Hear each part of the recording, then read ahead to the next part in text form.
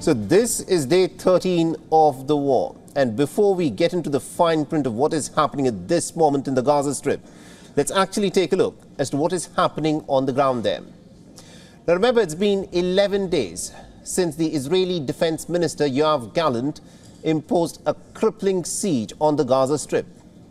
Now this is a region that's been living under a blockade, Israeli blockade, for the last 17 years. That is from 2006 onwards. Earlier, Israel had controlled what went in and out of the Gaza Strip. The difference today is Israel has now cut off all forms of supplies that are essential for life. People in Gaza do not have access to food, water, electricity, fuel, and even in large parts of the Gaza Strip, even the internet. So people are struggling, and this is what the streets in many neighborhoods of Gaza Strip look at this moment. Do they look like precision strikes? Because neighborhood after neighborhood has been flattened. An estimated million people have been driven out from their homes from the northern part of the Gaza Strip and have been forced to flee to the south. Residents on the Strip are living without access to food, water, fuel and electricity, and a Reuters report claims that people have now resorted to drinking the salty tap water in order to survive. Now, this water is contaminated with sewage and other seawater.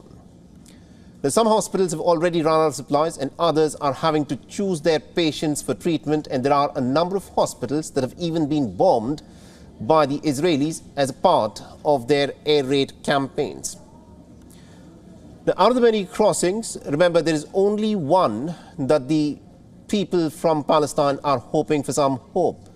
And this is, of course, the Rafah border crossing with Egypt. For the last couple of days, there's been talks, and the Rafah crossing is the only possible entry point for any kind of relief for the Palestinian people. Now, Egypt has agreed to allow aid trucks into the Gaza Strip. The United States has said that about 20 trucks from an aid convoy are waiting for days at the closed border gate. But as people of Gaza grow more desperate, they're alleging that it is the state of Israel which is continuing to refuse for the border crossing, that is the Rafah border crossing, to be opened.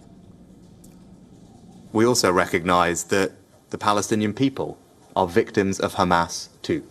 And that is why I welcome your decision yesterday that you took to ensure that routes into Gaza will be opened for humanitarian aid to enter. Now, one of the residents that we spoke to has said that the roads near the Rafah border crossing are pocked with craters from Israeli air strikes, and there is no guarantee that Israel would not strike at the Rafah border crossing again. Now, these craters, large craters on the roads, will have to be fixed before the trucks bringing in relief and other aid material can pass.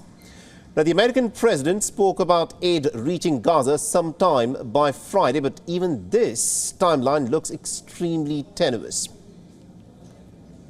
No, I was very blunt about the need to support getting humanitarian aid to Gaza. Get it to Gaza and do it quickly.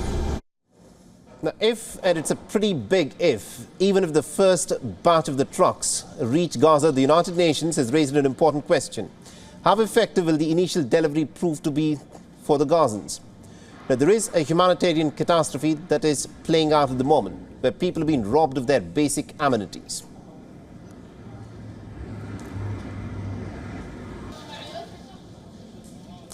And our correspondent Jody Cohen has been reporting for us from the Israeli side, from Tel Aviv, and has been getting us all the details from the time that this war began. And this is the report that she's filed on the aid situation and how likely it is that aid could get into Gaza. Take a listen.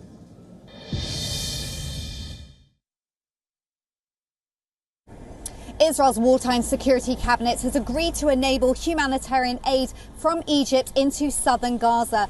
Remember, Gaza has two borders, one with Israel and one with Egypt. The southern Gaza Strip is the area that Palestinians have been advised to move towards, away from northern Gaza, which is the hotbed of the Hamas terror group.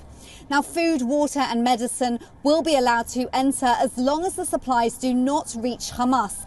And Israel is also calling on the Red Cross to visit the more than 200 hostages held by Hamas and says it won't transfer any aid from Israel itself as long as the hostages are not returned. Meanwhile, President Biden has warned that if Hamas takes the aid would stop. This is Jodie Cohen for WION World is One. WION is now available in your country. Download the app now and get all the news on the move.